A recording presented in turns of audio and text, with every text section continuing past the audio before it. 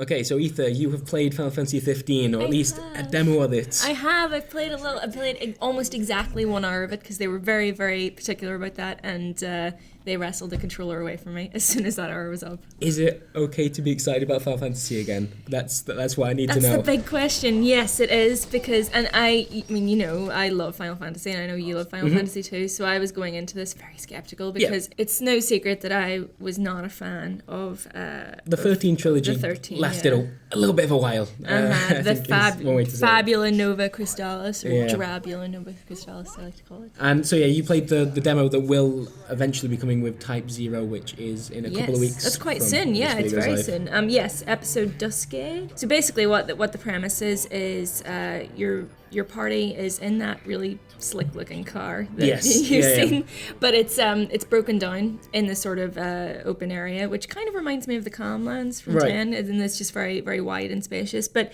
so the car's broken down, and they need to raise the cash to get it repaired. Aren't you playing like a prince-like character as well? Yes, Noctis. This demo is about a prince driving around in some kind of big open world, trying to fix his car, his really expensive car. So like the episode starts, and it's him and his mates. Let's see if I can get them right. Gladiolus. Right. Prompto, who's These sound like Final Fantasy names. Right, but well, they're like, and then Ignis. Is anyone named after some kind of weather or? No, not yet. Which really surprised me. But Prompto is the little cloud lookalike. Right. Okay. Which is weird. Like, he even has like the ribbon tied around his forearm. Right. And I'm like, why is he modeled exactly after Cloud? But he's not as cool as Cloud. That's so how individual do the characters feel? I'm impressed that you can remember some of their names, to be honest, because from what I've seen so far, most people have differing opinions and just call them like the emo boy band. Well, and that's totally fair, because that's exactly what they look like. But the demo starts, and they're all waking up in the tent, because they've obviously camped overnight.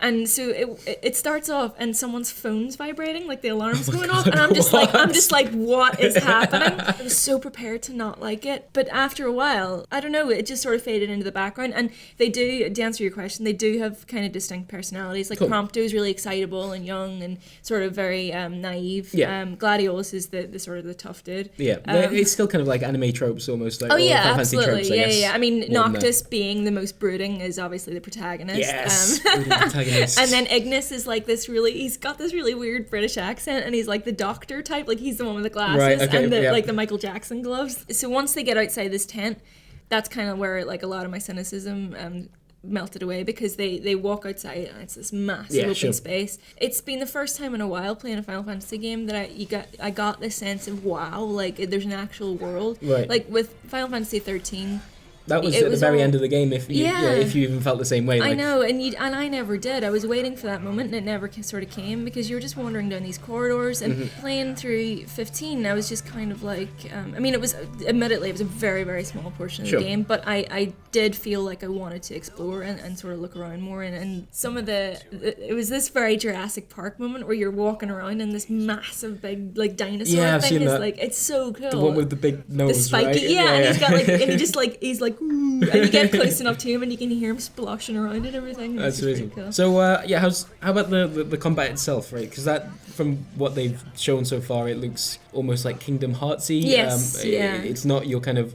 typical turn-based. It's not turn-based. It's okay. I mean, basically, all your so you only ever control Noctis. The rest of the party sort of look after themselves, and all of his physical attacks were mapped to square button, and then he can do magical attacks with triangle.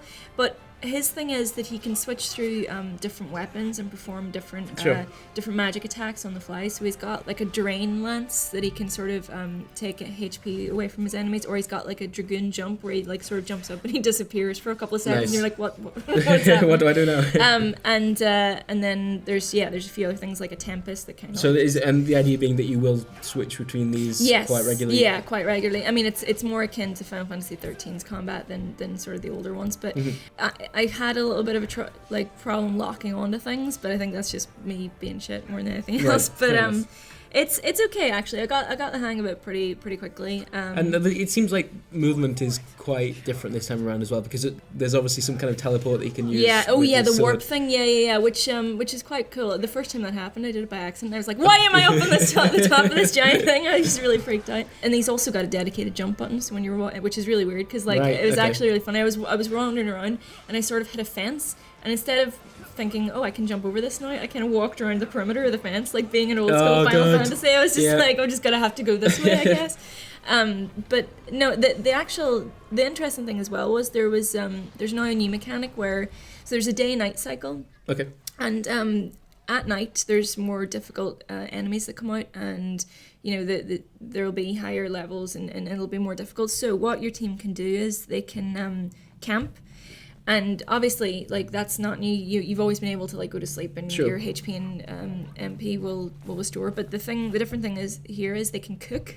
Right. So you can set up camp and you can cook a meal. So you can find different ingredients and make different things, and it's quite funny. You get I made stew. Buffs or like. Yes, it buffs. So it's a buff that will gradually wear off over the course of the day. So you can make like a stew, and you'll be immune to poison. Oh, I shouldn't be so excited about that idea. It's cool though, right? And but I just love when you cook it, you get like a lovely little shot of the stew. Yeah, I know. I'm sure they have extra shots for that. So you can go to stores and you can pick up like eggs and ham and everything, and I think it's just really sweet. I did ask, like, I mean, just because you can buff against poison, it doesn't mean that there won't be antidotes and like the usual sort of thing, like soft or whatever that you usually get in Final Fantasy. That will still have a place, but it's just that you can. I think it's cool that if like a big battle's coming up, you can sort of buff yourself and get ready for that. Sure. The combat also does remind me somewhat of how they dealt with the combat in Final Fantasy XII, where you would control the character, but you could switch in that. Yes. However, there was also the option to kind of set up rules for your party members. So, like, when this happens, you react like this, and so they were sort of doing what you wanted to around that. Is that the same here? Or I didn't see that. I don't know whether it's so still might be the case. How do the other party members kind of react to what you're doing? They kind of just I mean, I did, because there's a thing you can do as well where you can parry monster attacks. So like if you're holding on L1, you'll be in a defensive state. When I was trying to do that, I was kind of watching them because I wasn't attacking. So they all kind of have their own little things that they do. Like Prompto uses guns, Gladiolus is just kind of like the muscle, and Ignis is kind of like the healer. And do you so what influence do you have over those guys? Can you change their equipment, or like can you? Well, so I went into the menu and there was like it was, I mean, it's obviously a really early build, but there was like group gear, but it was an option, but it was greyed out, so I couldn't really explore it. That might be just because it was the demo, or it might be because it was an early stage in the game where you can't access that stuff. Okay, that will be interesting, because I do kind of need the party to still feel like the party that I'm in charge of. Sure. Otherwise, why have it in the first have place? A party? Yeah, exactly. No, I do hope there is like some element of customization there, but I don't know at the moment. I'm actually not entirely sure whether I think Final Fantasy as a name, as a franchise, is about the combat mechanics, or whether or not it's about the kind of the tone and the atmosphere of the worlds they create. It never really was about the combat to me, to be honest. Combat was always just, it was fun, but it was always something that you did in between getting new sort of story bites and sort of like just doing your own thing and doing side quests. And that side of it seems okay so far? There was so there wasn't that many. I mean, I was sort of just like wandering around and checking things out in the demo. The thing that I really liked is I found a chocobo wrench. Oh man. And the music there was it just made me go, oh, was it some kind of remix of the its own kind of style of exactly. But it was the cool thing about it was like, so obviously they're going for like a more realist sort of aesthetic in this Final Fantasy with the cars and the mobile phones, and it's all a bit weird, but it kind of leads to there being like a really sort of interesting visual style where it's like a mashup of fantasy and real life. So, like, maybe this is just me, but when I went to this chocobo ranch, it was like this really weird mixture of like old school Final Fantasy and a Starbucks. Like, it was there were all these like tables and chairs like outside the ranch and all these chocobos, and I was like, this just felt a bit weird. That's crazy. And then I went around behind the ranch, and this might just be me reading into it too much, but there was like, if the Final Fantasy fans are listening, there's like a yellow pickup truck that's almost exactly like the one that Cloud and Zack use in Final Fantasy VII, okay, cool. which I thought was a nice little touch. The ranch wasn't working because I don't know, chocobo riding wasn't unlocked at that stage or whatever, right. But you can buy ingredients, and the guy's like sitting behind the counter, and I'm like, I want to be a shopkeeper in a Final Fantasy universe. Really cool. Chocobo ranch confirmed. That's good. And there was a chocobo in the wild as well. It was a black one. It was just like wandering around. Some of that. And you can't really do anything with it. But I just chased it around for about 10 minutes, going, "Come back, chocobo! Be my friend." So where did the demo end? Did you get to a kind of natural endpoint, or did you run out of time? So well, I mean, yeah, pretty much did run out of time, but the natural end point of it was there's like a big fight with the Deadeye is the name of the behemoth that they're trying to like hunt down, because there's like a reward for catching it. So you can kind of like sneak up on him and sort of find his lair. And I guess the battle with him is like the end point, but I don't want to say too much about it because I don't want to spoil it. Okay, cool. Well, yeah, I'm excited again. I told myself this wouldn't happen. I know. I've been hurt before, right? Like everyone's been. I remember being really excited for Final Fantasy 13, being like, yeah, it's like a female version of Cloud. How can that possibly go wrong? It went wrong, and it really did. Yeah. Well, I mean, sure. I think there's still room to be skeptical, cynical, sure, and wait and see, but. It's weird, right? Like, I've spent hundreds and hundreds of hours of my life on Final Fantasy, and when someone says to you, okay, you've got like 1 hour to like run around this one planet, like you're just going to be like, I don't know where to go first.